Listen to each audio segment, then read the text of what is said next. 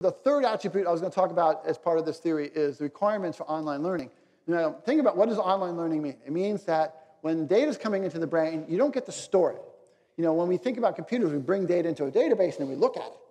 But here, the brain doesn't do that. The brain, it comes in and has to learn right away. It has no chance to store the sensory data coming from your senses. It's like I need to infer, I need to make predictions, and I need to learn all in one fell sweep. So online learning is the concept of that you're continuously learning. That's the machine learning term for that. So it's pretty simple, actually. We have to, essentially, you have to train on all the time. All new inputs have to be trained. It might be noise. It might be some thing you're never going to see again. But you still have to train because it might be something you're going to see again if it's a novel thing. And so essentially, if a pattern does not repeat, then we're going to forget it. And if a pattern does repeat, then we want to strengthen it and remember it. We model this in a way similar to our interpretation of what's going on in the biology. Let me just walk you through. Here's our model, again, of a layer of cells. There's our model of our neuron. And then over on the right is our picture of the dendritic and the spines on it.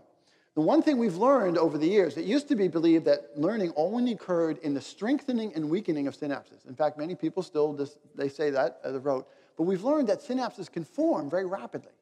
That I can have an axon and a dendrite that are near each other, and there's no synapse. But if they both fire at the same time, that a new synapse can grow very rapidly in a matter of minutes or a minute or so. I mean, you can watch movies of this stuff on YouTube. It's pretty amazing. So these synapses can grow and ungrow.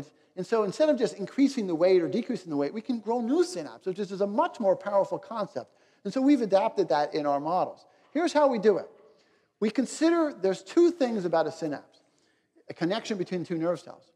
There's the growth of it and then whether it's connected. Whether it's connected, the weight, if you will, we make it binary. I'm not saying that it's binary in the brain, but it's good enough for what we need to do. So it's either connected or it's not connected. But however, it can grow on a scalar, meaning I can be from no growth to a little bit of growth. And at some point, once it gets above a certain threshold, we say it's connected.